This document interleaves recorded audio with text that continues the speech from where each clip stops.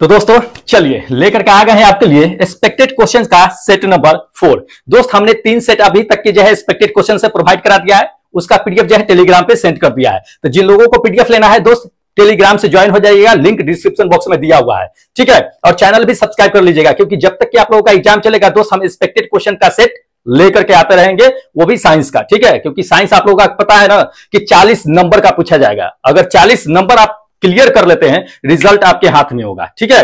तो चलिए ज्यादा देरी नहीं करते हैं दोस्त, इसमें जितने भी क्वेश्चन डाले गए हैं काफी इंपॉर्टेंट है, हो सकता है कि आप लोगों के एग्जाम में इसी के इर्द गिर्द से पूछेगा, ठीक है। और काफी सिलेक्टेड है, काफी मेहनत करके हमने सिलेक्ट करके लेके आया है, इसलिए दोस्त वीडियो को शुरू से अंत तक देख लीजिएगा, बीच में स्किप करके या छोड़ के मत जाइएगा, ठीक है। नहीं तो जिन लोगों का एग्जाम, जैसे कि कल से एग्जाम शुरू है 19 तारीख से 30 तक के चलेगा, और 30 तक के जो है एक्सपेक्टेड क्वेश्चंस हम लेकर के आते रहेंगे, ठीक है। तो जिन लोगों का एग्जाम होने वाला है दोस्त फटाफट चैनल को सब्सक्राइब कर लीजिए, आपको काफी मदद करेगा आपको एग्जाम में, ठीक है। चलिए ज्यादा देरी नहीं करते हैं, इसमें जितने भी क्वेश्चन लेकर के आए हैं उसको एक एक करके हम डिस्कस कर लेते हैं। देखिएगा, देख लीजिए दोस्त क्वेश्चन नंबर फर्स्ट में क्या कहा जा रहा है, काफी इंपॉर्टेंट क्वेश्चन है, देख लीजिएगा। इसमें यह कह रहा है कि उस इकाई का नाम बताना है हमें जो प्रतिरोधों को श्रृंखला क्रम में लागू करने पर क्या रहता है कि स्थिर रहता है, ठीक है। तो इसमें से कौन है जो प्रतिरोधों को अगर श्रृंखला क्रम में हम कनेक्ट करेंगे फिर भी उसका मान नहीं बदलेगा, ठीक है। तो इसमें से हमें बता दीजिए कि कौन है फटाफट। अगर आपने ओम्स लॉ पढ़ा होगा तो आप जानते होइएगा किसका मान जो है सीरीज में प्रतिरोध को कनेक्ट करेंगे तो हम नहीं बदलेगा, ठीक है। देखिए आपको बता देते हैं, ये 4th नंबर धारा करंट का मान जो है वो नहीं बदलेगा अगर प्रतिरोध को आप श्रेणी क्रम में कनेक्ट कर देते हैं तो। लेकिन यही प्रतिरोध को अगर आप मान लीजिए कि पैरेलल में कनेक्ट कर देते हैं तब धारा का मान आपका बदल जाएगा, ठीक है।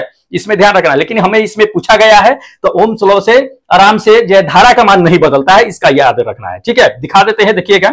जैसे मान लीजिए कि ये सारे प्रतिरोध क्या है कि सीरीज में कनेक्टेड है, धारा यहां से आई जितना प्रवाहित कर रहे हैं उतना ही जो है उस साइड भी आपका निकलेगा, ठीक है। इनपुट में जितना करंट है उतना ही आउटपुट में भी है, इसलिए धारा का मान क्या होता है कि सीरीज में अगर प्रतिरोध को कनेक्ट कर दीजिएगा तो धारा का मान आपका नहीं बदलेगा। लेकिन यही पैरेलल में चले जाइए तो पैरेलल में धारा का मान जो है क्या होता है कि डिस्ट्रीब्यूट हो जाता है, बदल जाता है, ठीक है। जैसे देख लीजिए ये पैरेलल में जितने भी प्रतिरोध है कनेक्टेड है आपका, यहां से क्या करते हैं कि धारा को प्रवाहित करते हैं तो धारा इधर इधर इधर तीनों रूप में क्या होता है कि डिवाइडेड हो जाता है, तो इसमें धारा का मान बदल जाता है। लेकिन सीरीज में प्रतिरोध को कनेक्ट करने पे धारा का मान नहीं बदलता है। ओम्स लॉ पढ़े होइएगा, आराम से पता होगा, ठीक है। चलिए अगला क्वेश्चन दिखा देते हैं।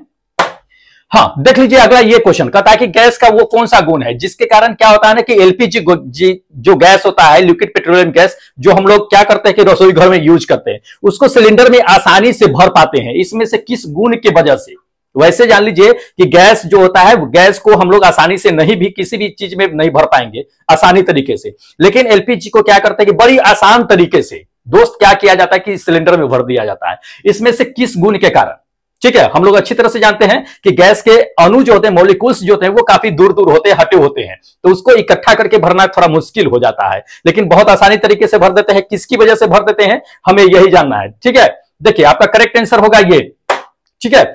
मतलब कि आपका कंप्रेस्ड की वजह से, गैस क्या होता है कि हाई कंप्रेस्ड किया हुआ रहता है, जिसके वजह से क्या होता है ना कि उसके अणु जो है क्या होता है कि पास पास में आ जाते हैं।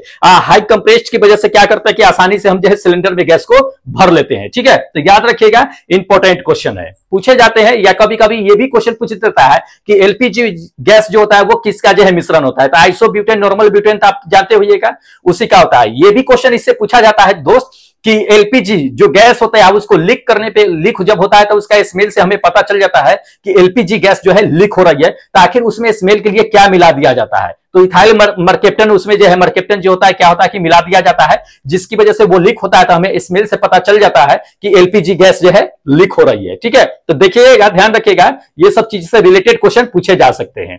चलिए अगला क्वेश्चन आपको दिखाते हैं, देख लीजिए अगला नंबर ये क्वेश्चन कहता है कि इलेक्ट्रॉन की कहता है कि उनकी जो है ऊर्जा को बढ़ते क्रम में क्या किया जाए, बढ़ते क्रम में जो है कक्षा को भरा जाता है, ठीक है, भरा जाना चाहिए। इस कथन को दोस्त जो है किससे संबंधित है ये बताना है। मतलब इलेक्ट्रॉन जैसे जैसे आगे बढ़ता है वैसे वैसे क्या होता है कि उसकी ऊर्जा बढ़ती है, तो वो कक्षा के अनुसार जो है क्या होता है कि बढ़ते चला जाता है। पहले उसकी कक्षा भरता है, फिर अगले कक्षा में जाता है, फिर अगला कक्षा भरता है तो अगले कक्षा में जाता है। ये जो है कथन जो है इसमें से किसने दिया था यही हमें जानना है, ठीक है। तो बहुत अच्छा क्वेश्चन है दोस्त, जान लीजिए कि ये जो स्टेटमेंट दिए थे ये अपवायु के सिद्धांत में दिया गया था। कौन सा?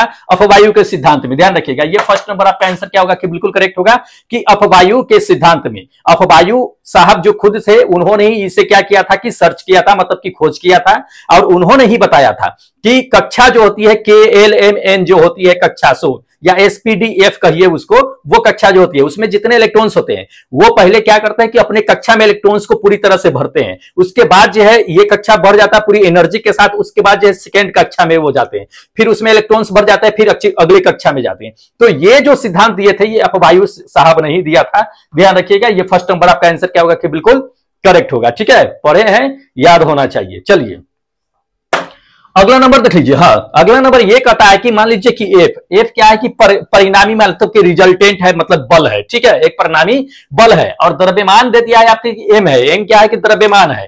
तो किसी पिंड पर अगर कार्य करते हैं तो पिंड का त्वरण जो होता है वो इसमें से किस पे निर्भर करेगा, हमें यह जानना है। ठीक है, तो बहुत अच्छा क्वेश्चन है ये। पिंड का द्रव्यमान, पिंड का त्वरण किस पे डिपेंड करेगा ये जानना है। देखिए पिंड का त्वरण किस पे डिपेंड करेगा। एफ तो जान लीजिए कि परिणामी बल है, मतलब कि रिजल्टेंट फोर्स है, लेकिन हमें पिंड का त्वरण ज्ञात करना है कि त्वरण जो है किस पे डिपेंड करेगा। देखिए पिंड का त्वरण जो होता है ना वो मास पे डिपेंड करता है, मतलब द्रव्यमान पे डिपेंड करता है, किसी भी पिंड के द्रव्यमान पे डिपेंड करता है। ठीक है, तो इसको ध्यान में रखिएगा, किसी भी पिंड के द्रव्यमान पे डिपेंड करेगा। इन चारों ऑप्शनों में से ये फोर्थ नंबर आपका आंसर क्या होगा कि बिल्कुल करेक्ट होगा। आप कैसे करेगा थोड़ा सा ये समझ लीजिए। देखिए न्यूटन के सेकेंड लॉ से पढ़े होइएगा, F बराबर m इंटू ए।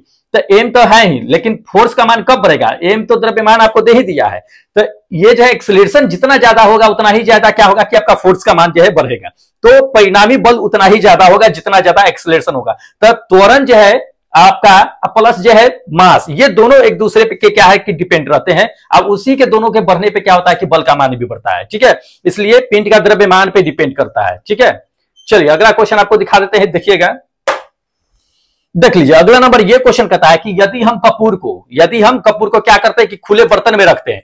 खुले बर्तन में रखने के बाद क्या होता है कि कुछ देर के बाद जो है क्या होता है कि वो घटती चली जाती है। वो किस घटना को दिखाता है, हमें ये जानना है। ठीक है, देखिए कपूर को अगर खुले बर्तन में रख दीजिए या उसको थोड़ा सा गर्म कीजिए, गर्म करने के बाद क्या होगा कि थोड़ी देर के बाद उसको देखिएगा कि आप जो है वो थोड़ा सा गायब हो जाता है, मतलब कि उड़ जाता है, वाष्प बन जाता है। ठीक है, तो आखिर ये जो होता है किस घटना के कारण होता है, हमें ये चीजें जानना है। ठीक है, तो देखिए उसको जो दोस्त कहते हैं ना ऊर्ध्वपातन कहते हैं। क्या कहते हैं? ऊर्ध्वपातन, मतलब कि सब्लिमेशन कहते हैं। ठीक है, ध्यान रखना है। ये फोर्थ नंबर आपका आंसर क्या होगा कि बिल्कुल करेक्ट होगा, ऊर्ध्वपातन यानी कि सब्लिमेशन। देखिए सब्लिमेशन ऊर्ध्वपातन कहते हैं किसको है? तो जब भी कोई ठोस पदार्थ होता है उसको जब गर्म करते हैं तो वह द्रव अवस्था में ना आकर के सीधा गैसीय अवस्था में चला जाता है, उसको ऊर्ध्वपातन कहते हैं। या गैसीय अवस्था रहता है उसको जब ठंडा करेंगे तो वो द्रव में आना चाहिए, लेकिन वो द्रव में ना आकर के सीधा ठोस अवस्था में परिवर्तित हो जाता है, उसे ही हम क्या कहते हैं कि सब्लिमेशन यानी कि ऊर्ध्वपातन कहते हैं। ऊर्ध्वपातन के रूप में आपको बताते हैं कि सिर्फ कपूर ही नहीं है, इसके लिए जो है दोस्त एग्जाम्पल में बताते हैं, कपूर तो है ही साथ में, सिर्फ कपूर की ही बात नहीं करते हैं, आयोडीन भी है, नेफ्थलीन है। ये 3-4 ऐसे चीजें हैं जो क्या होता है कि जिसको आप गर्म कीजिएगा तो वो द्रव अवस्था में ना आकर के सीधे गैसीय फॉर्म में चेंज हो जाता है। ठीक है, तो इसे ही सब्लिमेशन कहते हैं, याद रखना है, पूछे जाते हैं क्वेश्चन।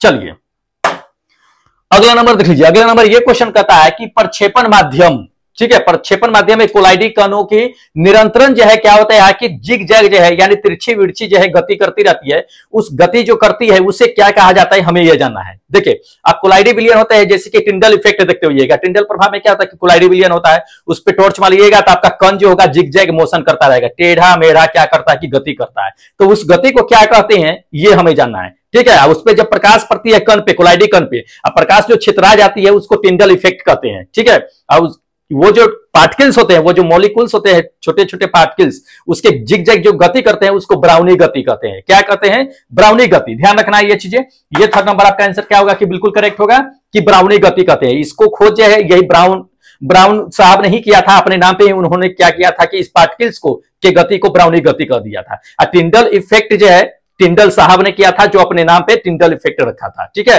तो ध्यान रखना है, पार्टिकल्स का उसमें जिगजैग मोशन का खोज किसी और ने किया, उस पे टॉर्च बार करके किसी और ने देखा कि प्रकाश प्रकीर्णित हो रहा है, उन्होंने टिंडल प्रभाव नाम दे दिया। ठीक है, इसको ध्यान में रखना है, इंपॉर्टेंट है। चलिए अगला क्वेश्चन दिखा देते हैं। देख लीजिए अगला नंबर ये क्वेश्चन कहता है कि दो कण जो है कुछ दूरी पर रखे गए हैं। दो कण क्या है, दो पार्टिकल्स है जो कुछ दूरी पर रखे गए हैं। कणों के द्रव्यमान को क्या किया जाता है कि दोगुना कर दिया जाता है। ठीक है, दोनों कणों को द्रव्यमान को दोगुना कर दिया जाता है। अब बीच की दूरी क्या होता है कि अपरिवर्तित रहता है, बीच की दूरी को कोई परिवर्तन नहीं किया जाता है, तो उसके बीच जो है गुरुत्वाकर्षण का बल का मान ज्ञात करना है, क्या होगा। काफी इंपॉर्टेंट क्वेश्चन है, काफी सिलेक्टेड है, पूछे जाते हैं ये सवाल, ध्यान में रखिएगा। हो सकता है इससे रिलेटेड फॉर्मूला भी पूछ दिया आपको। देखिए मान लेते हैं कि M1 और M2 जो है दो पार्टिकल्स है, जिसका M1 और M2 दो द्रव्यमान हो गया, इसके बीच की दूरी R मान लेते हैं। दोनों द्रव्यमान, दोनों कणों को, दोनों पिंड के जो है पार्टिकल्स जो है उसके द्रव्यमान को दोगुना कर दिया जाता है। मतलब M1 भी 2M1 हो जाएगा, M2 जो है 2M2 हो जाएगा। तो हमारा गुरुत्वाकर्षण क्या होगा इसके बीच हमें यह जानना है। तो F बराबर क्या होता है, गुरुत्वाकर्षण बल बराबर, गुरुत्वाकर्षण बल F बराबर जो होता है capital G M1 into M2 by R square होता है। ठीक है, M1 M2 के जगह पर हम क्या रखेंगे, 2M1 2M2 रखेंगे। ठीक है, क्योंकि दोनों जो है क्या किया जाता है, पार्टिकल्स जो है पिंड दोनों पार्टिकल्स के मास को क्या कहते, द्रव्यमान को दोगुना कर देते हैं। तो रखिए इसके जगह पर F बराबर capital G 2M1 into 2M2 by जो है R स्क्वायर। जब गुना कीजिएगा तो क्या होगा, 4 into capital G M1 into M2 by R square. मतलब कितना गुना हो गया, 4 गुना हो गया। तो ये 4 गुना मेरा ऑप्शन क्या होगा कि बिल्कुल करेक्ट होगा, ये 4 गुना आपका करेक्ट आंसर है। ठीक है, देखिए इस पे जो है सवाल पूछे जाते हैं, इसको ध्यान में रखना है। चलिए अगला नंबर देख लीजिए। अगला नंबर ये क्वेश्चन कहता है कि एक साधारण पेंडुलम है, एक साधारण पेंडुलम में कहता है कि किस प्रकार की ऊर्जा होती है, हमें यह जानना। देखिए एक साधारण सिंपल से पेंडुलम जो होती है वो क्या होती है कि गति करती रहती है। तो गति करती रहती है, तो उसमें कहता है कि जब वो मध्य पर स्थित होता है तब क्या होगा, उसमें जो ऊर्जा होती है जब वो मध्य पर होगा, बीच में होगा, तो उस पर क्या होगा, कौन सी ऊर्जा होगा दोस्त, उस पर गतिज ऊर्जा होता है। ध्यान रखिएगा, यहां से पेंडुलम क्या होता है कि गति करते जाता है और जाकर के इंड तक के जाता है, फिर जो है वापस आता है। तो मध्य में जो होता है उसका भाग जो होता है उसकी क्या होता है कि गतिज ऊर्जा होता है। ये फर्स्ट नंबर आपका आंसर करेक्ट होगा। ठीक है, ध्यान दीजिए, बता देते हैं। जैसे कि मान लीजिए कि पेंडुलम है, ये पेंडुलम है, यहां से ये गति करती हुई यहां तक आएगा, तब यहां जो इसका क्या होगा कि चरम सीमा होगा। मतलब जहां तक के ये जा सके इसका ये चरम सीमा होगा। ठीक है, यहां से गति करते आएगा, यहां भी गतिज ऊर्जा होगा, गतिज ऊर्जा ऊपर जब जाएगा यहाँ पे, फिर यहाँ पे रुकेगा थोड़ी देर के लिए, तब यहाँ पे क्या होगा कि इसका जो है स्थितिज ऊर्जा होगा। ठीक है, थोड़ी देर के लिए ये 0 हो जाता है, गतिज ऊर्जा नहीं होता है यहाँ पे। तो ये क्या होगा कि मध्य की स्थिति की बात कर रही है, तो मध्य की स्थिति में क्या होगा आपका कि गतिज ऊर्जा होगा। ध्यान रखना है, ये चीजें इंपॉर्टेंट है पेंडुलम में। चलिए अगला क्वेश्चन आपको दिखा देते हैं, देखिएगा, देख लीजिए। ये अगला नंबर ये क्वेश्चन कहता है कि रेटिना पर एक स्पष्ट जो है छवि बनाने के लिए क्या किया जाता है कि फोकल लेंथ जो होता है उसमें परिवर्तित किया जाता है। तो उस परिवर्तित जो करते हैं फोकल लेंथ में घटा बढ़ा सकते हैं, तो उसे क्या कहते हैं, हमें यह जानना है। देखिए क्या होता है ना कि जैसे कि नजदीक की वस्तु आपको नहीं दिख रही है, तो आपकी फोकल लेंथ, चश्मा लगा के फोकल लेंथ चेक करवाते होइएगा, जाकर के आंख चेक करवाते हैं, तो क्या किया जाता है, लेंस बदल बदल के करता है ना, तो आपकी फोकल लेंथ को घटा बढ़ा करके देखता है कि आप कहां तक के क्लियर दिख रहे हैं। तो वो जो घटा बढ़ा करके देखता है उसी प्रक्रिया को क्या कहते हैं, हमें यह जानना है। सीधी सी बात जान लीजिए, तो उसे दोस्त समायोजन कहते हैं। क्या कहते हैं, समायोजन। ये आपका फर्स्ट नंबर आंसर करेक्ट होगा कि समायोजन। आदमी, इंसान या कोई भी चीजें, आंख जहां तक की स्पष्ट वस्तु को देख पाती है उसकी वो समंजन क्षमता होती है। ठीक है, जिसको ध्यान में रखना है, इंपॉर्टेंट क्वेश्चन है, पूछे जाते हैं ऐसे सवाल, इंपॉर्टेंट है। चलिए अगला क्वेश्चन दिखाते हैं।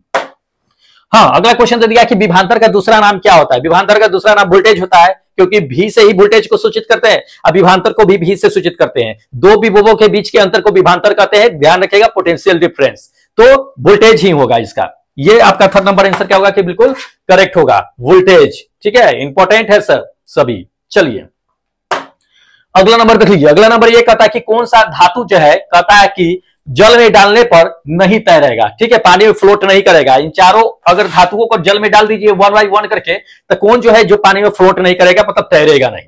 देखिए आपको हम बताते हैं कि कैल्शियम, मैग्नीशियम, सोडियम, ये सभी क्या करते हैं कि पानी पे तैरते हैं। आपका कौन नहीं तैरेगा, तो दोस्त ये सेकेंड नंबर, ये जो है आपका नहीं तैरेगा, मतलब कि निकेल। निकेल पानी पे फ्लोट नहीं करेगा, वो पानी के नीचे डूब जाएगा। ठीक है, तो ध्यान रखना है, इंपॉर्टेंट है।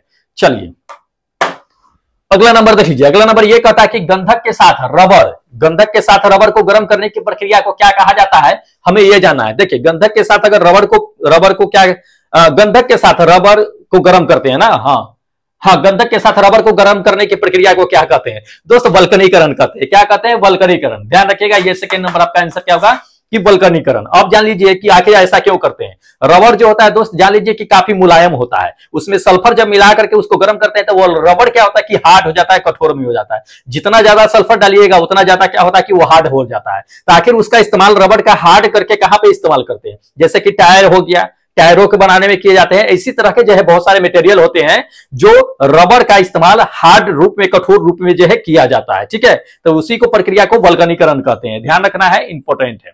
चलिए अगला नंबर देख लीजिए। अगला नंबर कहता है कि जलीय विलयन की अम्लीयता को परीक्षण करने के लिए इसमें से हम किसका प्रयोग करते हैं, हमें यह जानना है। किसी भी जल की कितना अम्ल है, उसमें कितनी नहीं है, यह जानने के लिए दोस्त हम इसमें से किसका प्रयोग करेंगे, हमें यह जानना है। देख लीजिए इसमें आपका करेक्ट आंसर बताते हैं कि पीएच वैल्यू से। ये सेकेंड नंबर पीएच मीटर जो होता है, पीएच मीटर से तो हम लोग जानते हैं कि अम्लीयता है या क्षारीयता है या उदासीन है। पीएच से ही जानते हैं। 1 से 7 के नीचे अगर रहा तो अम्लीय है, 7 के बराबर में जाता है तो उदासीन होता है, 7 से ऊपर जाता है तो क्या होता है, क्षारीय हो जाता है। तो ये पीएच मीटर ही उसको मेजर करता है। सिर्फ जल की ही बातें नहीं करते हैं, मिट्टी की भी जो है पीएच वैल्यू जो है इसी पीएच मीटर से ही ज्ञात किया जाता है। ठीक है, तो इंपॉर्टेंट है, ध्यान में रखना है। चलिए अगला नंबर देख लीजिए। कहता है कि फोटोग्राफी में क्या होता है कि अस्थायी रूप से प्रयुक्त किए जाने वाले जो है रसायन का बताना है कि कौन सा रसायन होता है। तो हम लोग अच्छी तरह से जानते हैं कि अस्थायी रूप से, अस्थायी कर के रूप में, मतलब कि फोटोग्राफी अगर करते हैं, फोटोग्राफी आप उसको प्रिंट करते हैं तो उसमें अस्थायी कर मतलब कि फिक्स करने, फिक्सिंग के रूप में जो इस्तेमाल करते हैं वो फिक्सिंग के रूप में इस्तेमाल करते हैं सोडियम थायोसल्फेट का। ये आपका थर्ड नंबर, सेकेंड नंबर आपका आंसर क्या होगा कि बिल्कुल करेक्ट होगा, सोडियम थायोसल्फेट का यूज करते हैं हम लोग। आइए एक बात जान लीजिए, कभी कभी आपको जो है सिल्वर ब्रोमाइड का भी दे देगा। किसका, सिल्वर ब्रोमाइड का। तो सिल्वर ब्रोमाइड का इस्तेमाल जो है हम लोग कहां करते हैं, सिल्वर ब्रोमाइड का इस्तेमाल जो है ब्लैक एंड व्हाइट फोटो में करते हैं। ध्यान रखना ये चीजें, ये फिक्सिंग के लिए करते हैं। फोटोग्राफी जो प्रिंट करते हैं तो हमेशा के लिए फिक्स हो जाए, फिक्सिंग के लिए अच्छा फिगर आए, इसलिए जो है ये सोडियम थायोसल्फेट का करते हैं। बाकी सोडियम ब्रोमाइड का हम लोग जो है कहां करते हैं, ब्लैक एंड व्हाइट फोटो में करते हैं। जिसको ध्यान में रखना है, इंपॉर्टेंट है। चलिए सिल्वर ब्रोमाइड, हाँ। चलिए अगला नंबर क्वेश्चन देख लीजिए। अगला नंबर ये क्वेश्चन कह रहा है कि प्याज और लहसुन में जो गंध होती है वो किस तत्व की उपस्थिति की वजह से होती है, हमें यह जानना है। जब प्याज काटते हैं या लहसुन छिलते होइएगा तो एक स्मेल आपको जो है मिलता होगा सूंघने के लिए। ठीक है, प्याज और लहसुन के छिलते समय, काटते समय में वो स्मेल जो होता है वो किसकी वजह से होता है। दोस्त जान लीजिए ये चीजें कि प्याज और लहसुन में जो होता है वो गंध जो होता है वो सल्फर की उपस्थिति की वजह से होता है। सल्फर कंपाउंड पाया जाता है, उसी की वजह से आपको ये स्मेल सूंघने में मिलता है। ये आपका थर्ड नंबर आंसर क्या होगा कि बिल्कुल करेक्ट होगा। ठीक है, सल्फर की वजह से वो आपको स्मेल आता है। चलिए अगला नंबर देख लीजिए दोस्त। अगला नंबर ये कहता है कि नमकीन पानी में लोहे के जंग से क्या होता है कि लोहे पर जो है जंग लग करके पाइप क्या होता है कि चटक जाता है। तो इस प्रक्रिया को क्या कहते हैं, बहुत अच्छा है। देखिए जैसे कि पानी है, पानी में लोहा रखा हुआ है, नमकीन पानी हो, उसमें क्या होता है कि जंग लग जाता है, धीरे धीरे पाइप जो है चटक जाता है, फट जाता है। तो उस प्रक्रिया को क्या कहते हैं, बहुत अच्छा क्वेश्चन है दोस्त। उसको संक्षारण कहते हैं। क्या कहते हैं, संक्षारण कहते हैं। ध्यान रखिएगा, ये फोर्थ नंबर आपका आंसर क्या होगा कि बिल्कुल करेक्ट होगा कि संक्षारण कहते हैं। ठीक है, इंपॉर्टेंट है, ध्यान में रखना है। चलिए अगला नंबर देख लीजिए। अगला नंबर ये क्वेश्चन कहता है कि प्रोटीन जो कोशिका के कहता है कि भीतर उपयोग की जाती है वो किसके द्वारा जो है संश्लेषित होती है, हमें यह जानना है। ठीक है, तो देखिए कोशिका के अंदर प्रोटीन का संश्लेषण किसके द्वारा होता है, हम लोग अच्छी तरह से जानते हैं दोस्त की राइबोसोम के द्वारा। किसके द्वारा, राइबोसोम के द्वारा। ये थर्ड नंबर आपका आंसर क्या होगा कि बिल्कुल करेक्ट होगा कि राइबोसोम के द्वारा। राइबोसोम को प्रोटीन का ही फैक्ट्री कहा जाता है। ठीक है, तो इसको ध्यान में रखना है, इंपॉर्टेंट है। चलिए अगला क्वेश्चन आपको दिखा देते हैं। हाँ देखिए, दालचीनी का था, दालचीनी जो है पेड़ के किस भाग से पाया जाता है। देखिए दालचीनी को अगर आप अच्छी तरह से देखे होइएगा तो आपको लगता होगा कि ये पेड़ का जो है ऊपरी परत जो होता है, पपरा जिसको कहते हैं, वो होगा। ठीक है, यानी कि पेड़ के छिलके से क्या होता है कि दालचीनी जो है प्राप्त की जाती है। तो इसमें पेड़ का छिलका जो है आपका क्या होगा कि बिल्कुल करेक्ट आंसर होगा, मतलब छाल जो है। इसको देख लीजिए, ये थर्ड नंबर है, ये छाल, पेड़ के छाल से क्या होता है कि दालचीनी प्राप्त की जाती है। इंपॉर्टेंट है दोस्त। चलिए अगला क्वेश्चन आपको दिखा देते हैं, देखिएगा।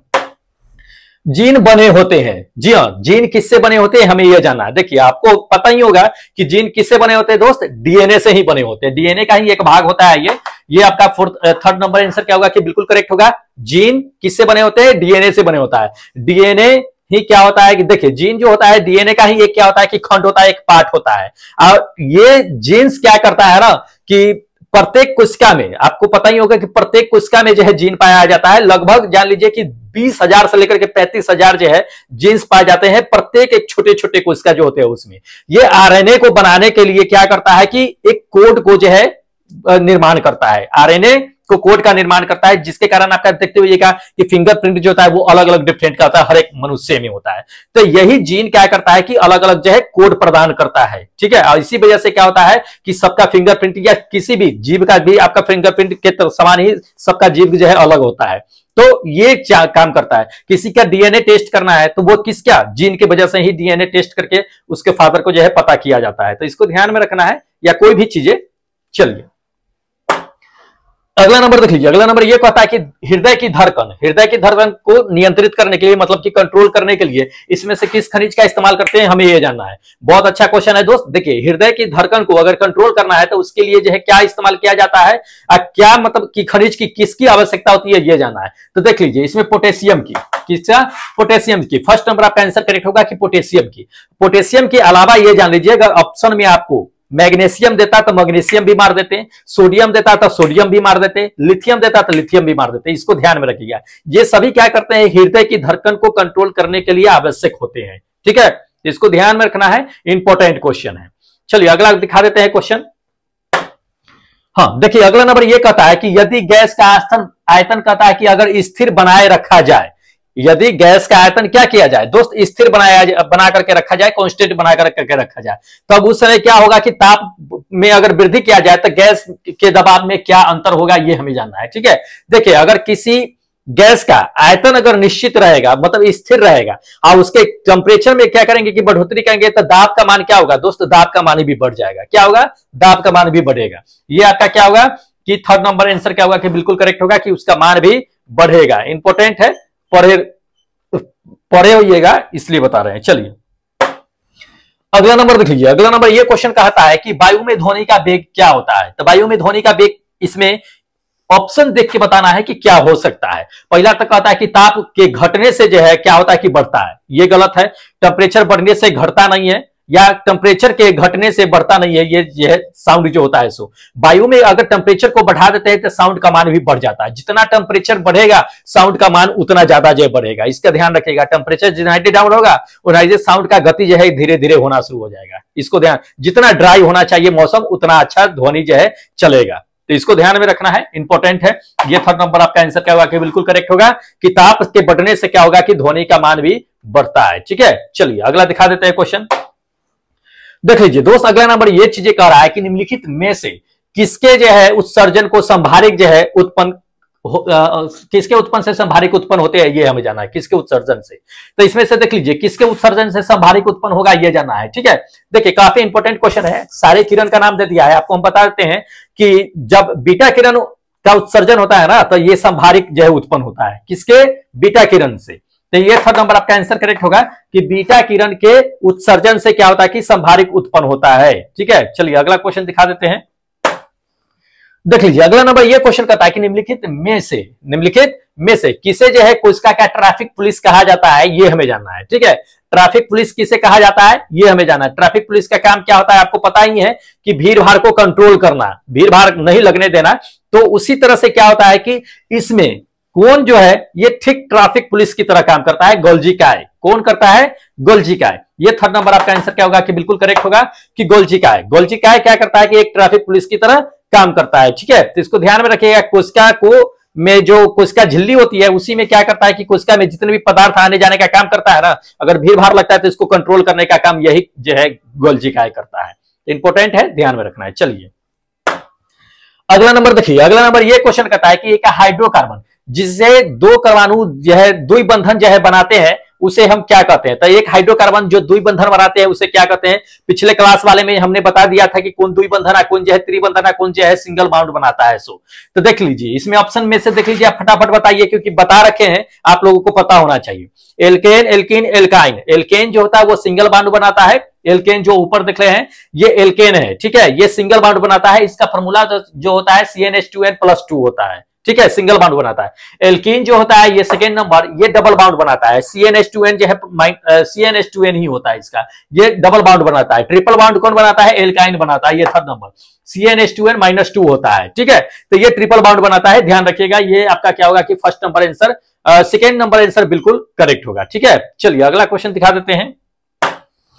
देख लीजिए अगला नंबर ये क्वेश्चन कहता है कि नींबू स्वाद में क्या होता है ना कि दोस्त जो है खट्टा होता है, तो निम्नलिखित में से किसकी उपस्थिति की वजह से जो है नींबू खट्टा होता है, हमें यह जानना है। तो हम लोग अच्छी तरह से जानते हैं, सीधा सी सवाल है कि ये पूछा जाना चाहिए कि नींबू में कौन सा अम्ल पाया जाता है, सीधी सी बात है। तो देखिए नींबू में जो अम्ल पाया जाता है वो साइट्रिक एसिड पाया जाता है, सिट्रिक एसिड या साइट्रिक एसिड कहिए, ये फर्स्ट नंबर सिट्रिक एसिड पाया जाता है, ठीक है। तो इसको ध्यान में रखिएगा और देख लीजिएगा। ये सब जो है ऐसे भी, ये फॉर्मिक अम्ल भी पूछा ही जाता है आपको कि फॉर्मिक अम्ल जो है लाल चिट्टी में पाया जाता है, ऑक्जेलिक अम्ल जो है टमाटर में पाया जाता है, ध्यान रखिएगा। और ये सेकंड नंबर एसिटिक एसिड जो है आपको पता ही है कि सिरका में पाया जाता है, तो इंपॉर्टेंट है, ध्यान में रखना है। चलिए अगला नंबर देख लीजिए। अगला नंबर ये चीजें कह रहा है कि 1930 में सीवी रमन, 1930 में सीवी रमन को क्या हुआ था कि नोबेल पुरस्कार मिला था, वो किस क्षेत्र में मिला था, हमें यह जानना है, ठीक है। तो हम अच्छी तरह से जानते हैं कि ये जो सीवी रमन जो थे वो भौतिक शास्त्र से संबंधित रखते थे, तो उनको भौतिक क्षेत्र में ही क्या मिला था, 1930 में जो है नोबेल पुरस्कार मिला था, ठीक है। तो इसको ध्यान रखिएगा। ये सेकेंड नंबर आपका आंसर क्या होगा कि बिल्कुल करेक्ट होगा कि भौतिक शास्त्र के क्षेत्र में, इंपॉर्टेंट है, पूछे जाते हैं। चलिए अगला नंबर देख लीजिए। अगला नंबर ये चीज कहता है कि कॉफी के उत्पादन में कहता है कितने डिग्री सेल्सियस की आवश्यकता होती है तापमान की, ये हमें जानना है। तो देखिए कॉफी के क्षेत्र में अगर कॉफी जहां पे उत्पादन होता है वहां पे मौसम जो होना चाहिए वो 15 से 28 डिग्री सेल्सियस तक की होनी चाहिए।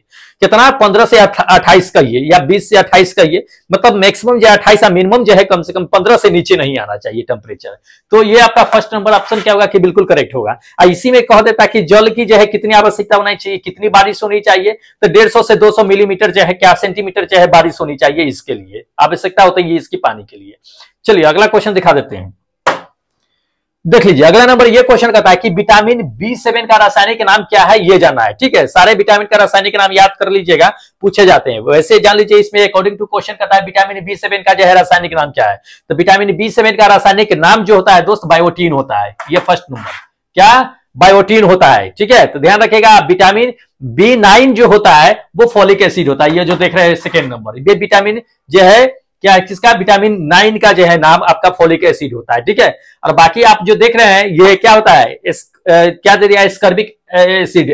स्कर्बिक एसिड किसका होता है, विटामिन C का होता है। तो इसको ध्यान में रखिएगा, इंपॉर्टेंट है, पूछे जाते हैं विटामिन के नाम भी। चलिए देख लीजिए। अगला नंबर ये क्वेश्चन आपको कहा जा रहा है कि अनुप्रस्थ तरंग में तने हुए कहता है, तने हुए तार में जो है वेग निर्भर नहीं करती है, तो ये कौन जो है वो तने हुए तार के वेग पर निर्भर नहीं करता है, हमें ये जानना है। तो उसकी लंबाई पे, किस पे, उसकी लंबाई पे निर्भर नहीं करता है। ये आपका फोर्थ नंबर आंसर क्या होगा कि बिल्कुल करेक्ट होगा, ठीक है, कि उसके लंबाई पे निर्भर नहीं करता है। चलिए अगला क्वेश्चन दिखा देते हैं दोस्त। अच्छा चलिए दोस्त, हाँ तीसरी क्वेश्चन तो था, तीसरी क्वेश्चन इस सेट में थे जो काफी इंपॉर्टेंट थे, जो आपको हमने बता दिया सभी क्वेश्चन को। पीडीएफ अगर इसका लेना है तो क्या कीजिएगा, टेलीग्राम जाकर के ज्वाइन कर लीजिएगा, ठीक है। और जो लोग अभी तक चैनल सब्सक्राइब नहीं किए दोस्त कर लीजिए, क्योंकि एक सप्ताह तक के जितने भी एक्सपेक्टेड सेट आएंगे काफी सिलेक्टेड ऐसा काफी इंपॉर्टेंट है आएंगे, जो आपके एग्जाम को ध्यान में रखते हुए सारे क्वेश्चन को इसमें सेलेक्ट करके लेकर के आते हैं, ठीक है। तो एक सप्ताह के लिए कम से कम चैनल को सब्सक्राइब कर लीजिए, आप पीडीएफ ले लीजिएगा, टेलीग्राम से ज्वाइन हो जाएगा, हम सारे पीडीएफ जो उस पर सेंड कर रखे हैं। ये तीसरा सेट है, चौथा सेट देखे हैं ना कि चौथा सेट था, तो 3 सेट हमने टेलीग्राम पे भेज दिया है, ये भी आजकल में सेंड हो जाएगा, तो जाकर के ज्वाइन कर लीजिएगा, ठीक है। चलिए अब हमें इजाजत दीजिए, क्योंकि फिर अगले दिन लेकर के आएंगे आपके लिए एक नया एक्सपेक्टेड सेट, जिसमें बहुत सारे सिलेक्टेड क्वेश्चन लेकर के आएंगे दोस्त, ठीक है। तो चलिए चैनल सब्सक्राइब कीजिए, तब तक हमें इजाजत दीजिए, फिर मिलते हैं अगले वीडियो में, तब तक जय हिंद दोस्तों।